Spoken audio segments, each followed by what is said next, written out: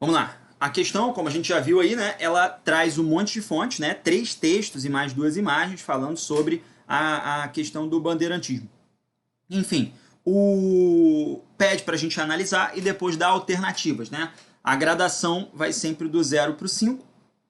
E eu vou começar pela questão pelo gabarito que não faz sentido para a gente aí, que a gente vai abandonar logo de cara. A letra D, ela fala o seguinte: esses monumentos, os monumentos aos bandeirantes, são esculturas elaboradas a partir dos referenciais clássicos de representação do corpo humano, característica notada na proporção renascentista entre as partes que compõem os corpos. Bom, os caras lá do Renascimento, eles tinham interesse pela anatomia e faziam um estudo sobre isso? Sim, principalmente para se contrapor às iluminuras do mundo medieval, né? Que eram todas bidimensionais e que não tinham muito interesse pela formação específica do corpo humano. Mas enfim, essa não é uma característica, por exemplo, da estátua dos bandeirantes. Ó. Vamos ver a estátua dos bandeirantes aqui, como ela é. Ó. A estátua dos bandeirantes ela não tem uma preocupação muito formal ali, né? Com o rosto, né? Com a mão. Se você olhar bem a mão, é uma coisa bem disforme ali, né? E tudo mais. Então, não. Essa não é uma realidade das estátuas, não. Não há uma curiosidade em relação à anatomia, não. Então, vamos deixar isso aí para lá. A letra D é 0, né? A letra A é uma boa alternativa, mas ela só vale 1 porque ela é descritiva. Então vamos lá, vamos ler. Leonardo Sakamoto e Sylvie Oxman reconhecem outras histórias associadas aos bandeirantes e propõem formas diferentes de lidar com os símbolos. Em comum, mostram-se pouco confortáveis com as tintas. Né? Desculpa, aí li errado. Em comum, mostram-se pouco desconfortáveis com as tintas.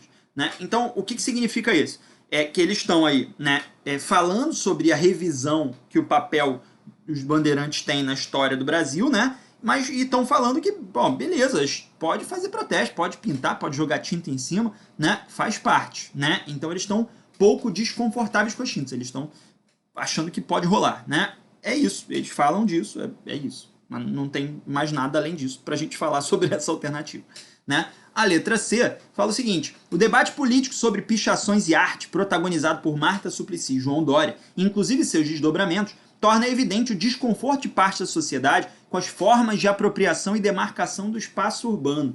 Né? Então, ó, o debate em si da Marta Suplicy e do Dória mostra que, em parte, eles estão desconfortáveis, como membros da elite da sociedade paulistana que são, né? Eles estão desconfortáveis em reconhecer a pichação, né, como algo mais do que um ato de vandalismo, ou melhor, eles estão até desconfortáveis em reconhecer o vandalismo como um ato político, né? Então eles estão, não, vandalismo não pode. Pichador é marginal, já era, não pode.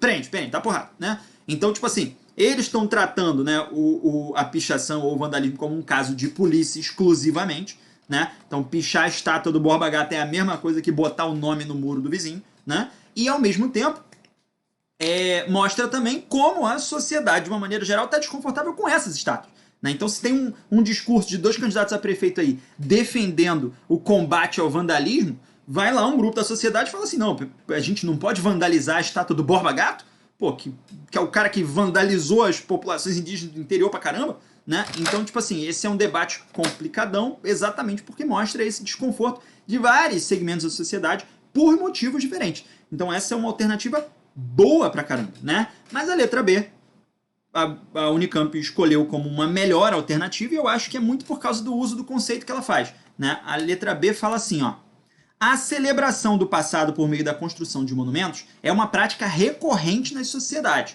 Podem resultar no surgimento de lugares de memória que estão sujeitos a alterações ao longo do tempo.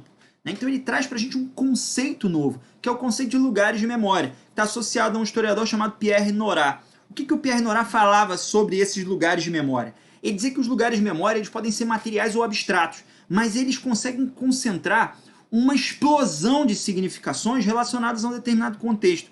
Então, um lugar de memória ele pode ser uma estátua como essa. Por quê? Porque é uma estátua que diz muito, né, sobre a construção das fronteiras do Brasil e, ao mesmo tempo, sobre o Brasil do século XIX, que reconhecia esses caras como heróis. Né? Então, tipo assim, é uma estátua que concentra em si a fala sobre os bandeirantes, mas sobre a sociedade que homenageou esses bandeirantes. Né? E se você pegar essa estátua pichada, ela ainda fala mais. Ela fala sobre os bandeirantes, sobre a sociedade que construiu essa estátua e sobre hoje a sociedade que vandaliza essa estátua. né? Então, tipo assim, os lugares de memória, eles são isso. Eles são espaços que concentram materialmente um monte de referenciais que são possíveis para a gente falar sobre a sociedade. Eles concentram muita memória, né? E esses lugares, eles podem ser materiais, como essas estátuas, mas eles podem ser abstratos, como um acontecimento, né? Então você pega aí, sei lá, uma patrulha de uma polícia fazendo revista em pessoas e deixando passar um jovem branco